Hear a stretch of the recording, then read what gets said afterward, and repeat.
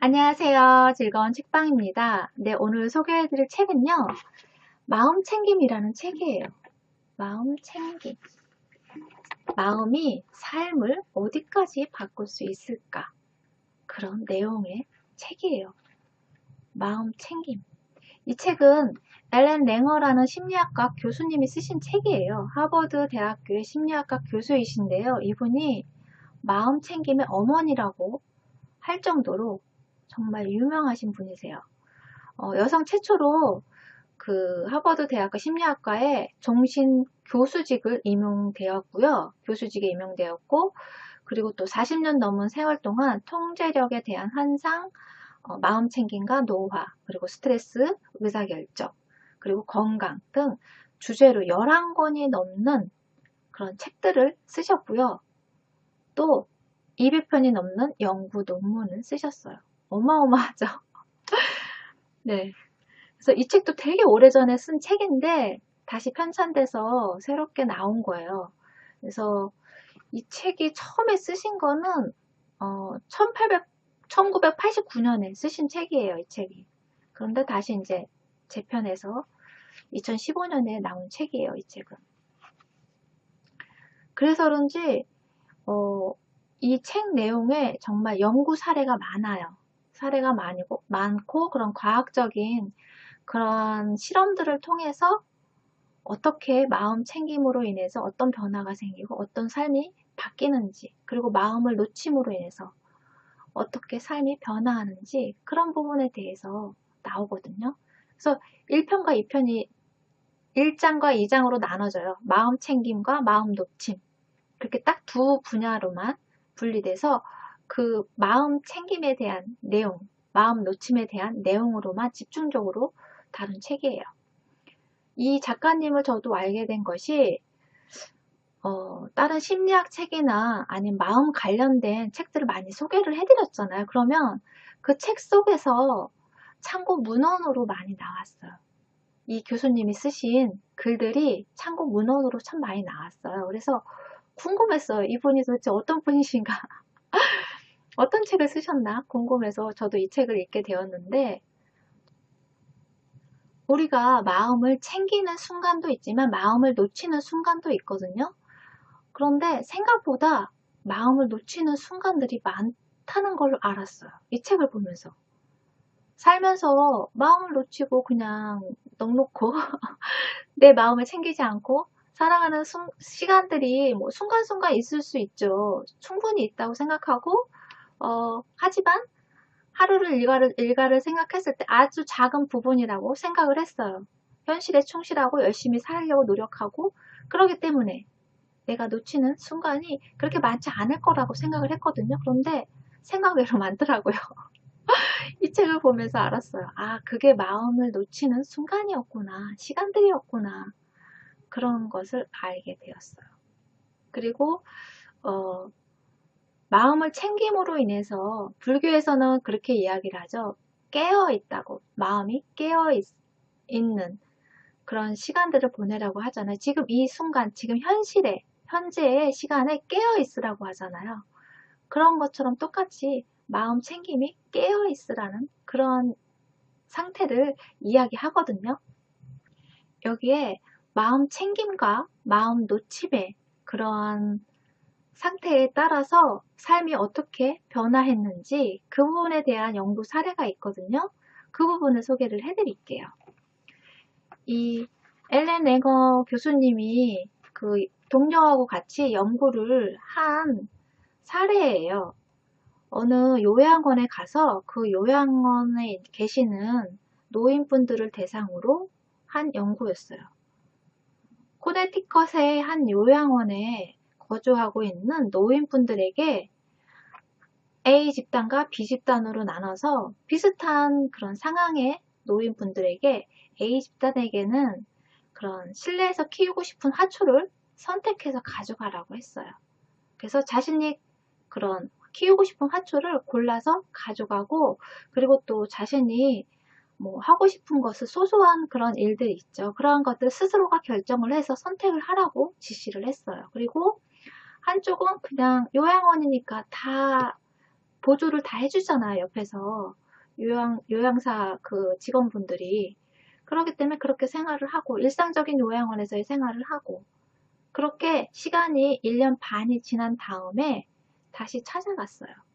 1년 반이 지난 상태에서 그 결과를 봤을 때 어떻게 달라졌냐면요.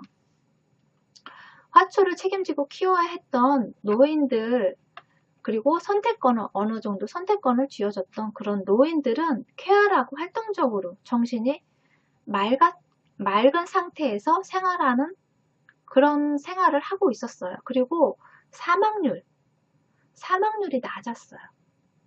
요양원에 계시면 어느 정도 연령이 고령이시고 좀 몸이 아프신 분도 계시고 하시잖아요. 그런데 그런 화초를 키우지 않은 분들보다 화초를 키운 분들이 사망률이 절반도 안 됐어요. 그 화초를 안 키운 분들의 사망률보다 화초를 키운 분들의 사망률이 절반 이하였어요. 그 정도로 활기차게 즐겁게 사시면서 또 정신도 잃지 않고 그런 또렷한 정신을 가지고 생활하시고 그렇게 생활하시고 계셨어요. 거기서 이렇게 차이가 났어요. 똑같은 요양원에서 생활하고 계신 분들이었어요. A그룹과 B그룹이 똑같은 요양원 그 안에서 생활하고 계셨던 분인데 A그룹과 B그룹의 차이가 그렇게 났던 거예요. 그래서 이 교수님이 이 연구를 통해서 연구를 계기로 정말 마음 챙김과 마음 놓침에 대해서 이름을 붙이게 되었고 그리고 또 그 연구를 정말 오랫동안 계속해서 하게 되는 계기가 되었어요. 이 연구를 통해서. 그래서 여기 앞에서는 마음 놓침에 대해서 나오는데요. 그런 마음 놓침이 어떤 때 마음을 놓치는 그런 순간이 되는지 그 부분에 대해서 소개를 해드릴게요. 여러분도 자신의 생활이나 그런 마음 상태를 한번 비교해 보시면 좋을 것 같아요. 아, 이 상태가 내가 마음이 다친 상태였구나. 그런 것을 알 수 있는 계기가 되실 거예요. 첫 번째로요. 닫힌 세계라는 거예요. 범주라는 틀에 갇혀 있는 상태가 마음을 놓친 상태라는 거죠. 우리가 어떤 범주 안에서, 틀 안에서 갇혀 있잖아요. 그런 통념 속에서 갇혀 있고, 그러한 것들이 마음 놓침의 상태라는 거예요. 범주의 틀에 갇혀 있는 상태가 어떤 상태를 얘기를 하냐면요. 예를 들어서 말씀을 드릴게요.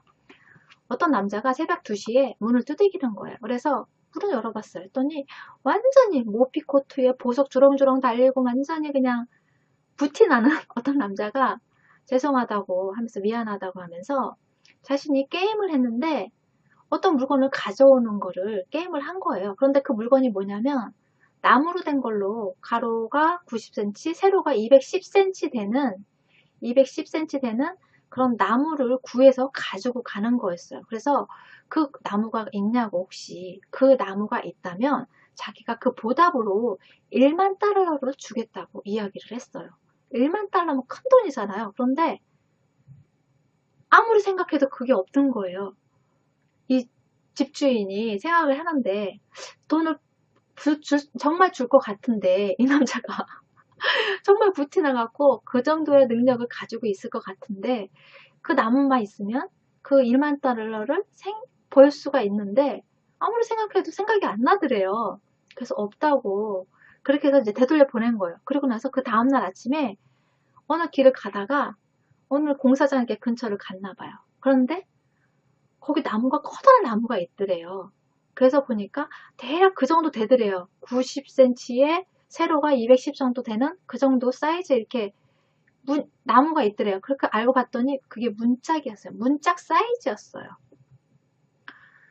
그런데 그때는 그 생각을 못했던 거죠. 아니면 그때 그게 자신의 문짝이 그 사이즈였다고 생각을 했다면 그 문짝이라도 띄워서 주었을 텐데 그 생각을 못했던 거예요.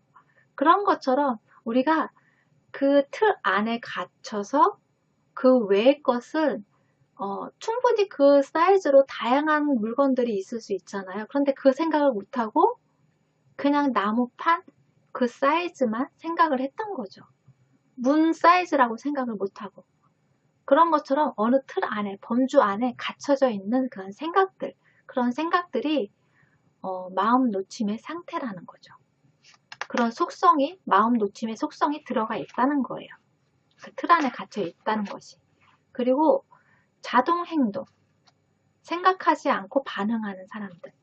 그러니까 기계적으로 움직이는, 습관적으로 하는 그런 행동들 있죠. 아니면 우리가 일할 때도 여기서 뭐 뚜껑을 닫고 이렇게 기계적인 일들 있잖아요. 습관적으로 반복적으로 하는 행동들 있죠. 그런 것들을 할 때도 마음이 마음 놓침 상태에 있다는 거예요. 어떻게 보면 뭐 우리가 옷가게에 갔어도 입구에 이렇게 모가 서 있으면 사람 모형이 있으면 이제 인사를 하고 들어가잖아요. 그런데 그게 마네킹인지 사람인지 인식 안 하고 이렇게 서 있으면 사람인 줄 알고 그냥 의식하지 않고 인사를 하고 들어간다는 거죠. 마네킹이 서 있는데도. 그런 것처럼. 그런 사례도 있고요. 그리고 또 한 가지 관점에서만 비롯된 행동이 좁은 시야를 가지고 있는 그런 행동들이 마음 놓침의 상태에 있다는 거죠. 예를 들어서 어떤 경우냐면요. 좁은 시야라고 하는 게 어떤 요리를 레시피대로 해요. 레시피대로 하는데 어떤 재료가 없어요. 소금이 없어요. 소금이 없으면 그거 대신에 다른 걸 넣을 수도 있잖아요. 뭐 간장을 넣을 수도 있고 이렇게 짠맛을 낼 수 있는 다른 그 식재료를 그 양념을 넣을 수도 있잖아요. 그런데 그거 아니면 안 된다고 생각하는 그러한 것들. 그리고 뭐 한 큰술을 넣으라고 했는데 한 큰술보다 조금 더 들어간 거예요. 그러면 어떻게 이 음식 망쳤어. 그렇게 생각하는 거. 음식이 망쳤다고 생각하는 그러한 것들이 좁은 시야를 가지고 있는 것이고 한 가지 관점에만 거기에만 관점으로만 생각한다는 거죠. 한 가지 관점으로만. 그거 말고도 다양한 방법으로 비슷한 맛을 내서 즐길 수 있는데 충분히 즐길 수 있는데 그러지 않는다는 거죠. 그렇게 되면 틀렸다 생각하고 잘못했다 생각하는 그런 행동들이 그런 마음을 놓친 상태라는 거예요. 마음을 연 상태가 아니고 마음을 놓친, 닫아놓은 그런 상태라는 거죠. 그리고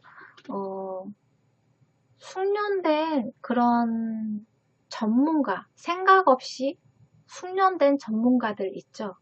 그런 뜨개질을 할 때도 뜨개질을 하면서 라디오도 들을 수 있고 뭐 뜨개질을 하면서 대화를 하고 뭐를 보고 하잖아요. 그런 것처럼 무의식중에 뜨개질을 하면서 TV도 보고 대화도 나누고 뭐 먹기도 하고 중간중간 먹기도 하고 그러면서 그러한 일들 그러한 것들도 그 마음 놓침에서 오는 것들이라는 거죠.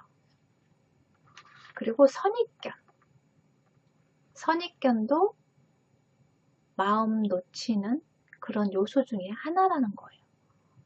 어떤 틀 안에서 쟤는 어떤 사람을 잘 알지도 못하면서 어떤 인상을 가지고 있으면 저 사람은 어떨 것이야.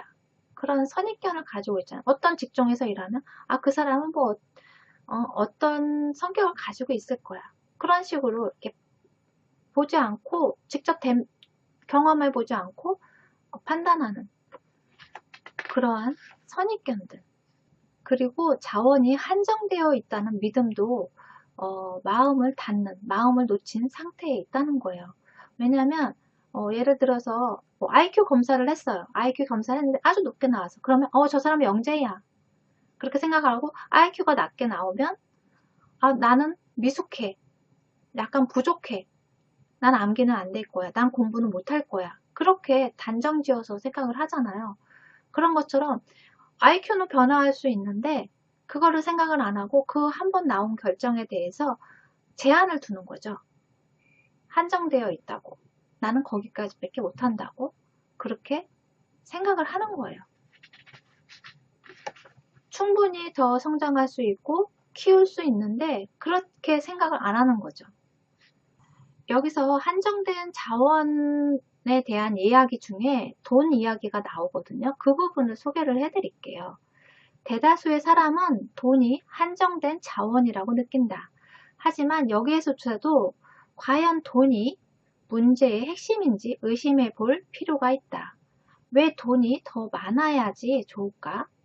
부자들은 권력이 있고 존경받으며 가고 싶은 곳에 가서 즐길 수 있고 또 그럴 여가도 있다.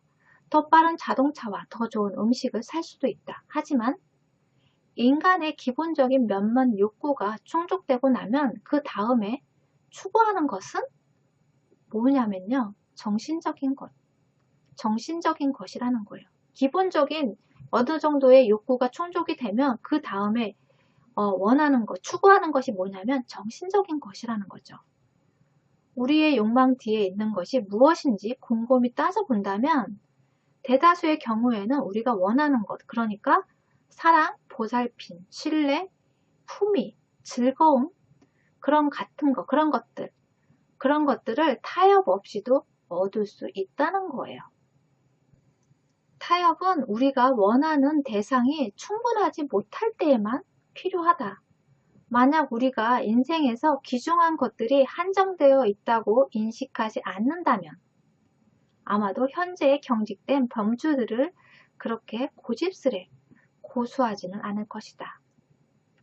또한 다름 아닌 우리 자신이 그런 경직된 범주들을 만들어 놓고 마음을 다든 채 그 틀에 갇혀 있다는 사실을 깨닫는다면 우리는 그 범주에 덜 얽매일 수 있을 것이다. 네. 우리가 그 돈에 대해서 얽매이고 그 범주 틀 안에서 갇혀 있지 않다면 충분히 삶을 즐겁게 행복하게 충분히 살 수 있다는 거예요. 어느 정도의 그런 돈의 경제적 그런 기본적인 요건만 충족이 된다면 그 이상의 것은 그 뒤에는 사랑이나 보살핌, 신뢰, 품위 그런 것들, 즐거움들 그리고 뭐 인정받고 존중받고 배려받고 그런 사랑들 그런 것들 정신적인 것들로 충분히 채울 수 있다는 거죠. 그리고 그러한 것들이 풍족하면 풍족할수록 내 삶이 훨씬 더 풍족해질 수 있다는 거죠. 행복해질 수 있다는 거죠. 그리고 우리 그 사람의 인간의 한계를 항상 제한을 짓잖아요. 그런데 그러한 뭐 달리기를 할 때도 그렇고 신기록을 내고 사람들이 신기록을 내고 뭐 하잖아요. 그런 것처럼 인간의 능력의 한계는 없다는 거예요. 그런 한계를 딱 제한돼서 난 그 인간은 인간이기 때문에 이렇게밖에 못 달리고 이런 정도만 할 수 있어. 그 이상은 할 수 없다고 생각하는 그 제한된 틀, 그 한정된 틀을 만들지 말라는 거죠. 그 틀을 만들어 놓는 것이 마음을 놓치는 그러한 일이라는 거예요. 그리고 교육. 우리 사회에서 정말 교육이 중요한데 결과만 생각하는 교육이 우리를 그런 마음을 놓치고 마음을 닫게 만든다는 거예요. 결과에만 그 과정이 중요한데 과정이 중요하지 않고 결과로만 평가를 하고 결과로만 인정을 해주면 그러한 교육 상태가 마음을 놓치게 만드는 마음을 닫게 만드는 그런 일이라는 거죠. 그래서 어떻게 보면 이거는 이제 교육은 사회적인 문제인데 사회적 상황에서 결과 지향적인 태도를 갖는 것은 마음을 놓치는 사람들이 마음을 놓치게 만드는 그런 상태로 빠지게 하기가 쉽다는 거예요.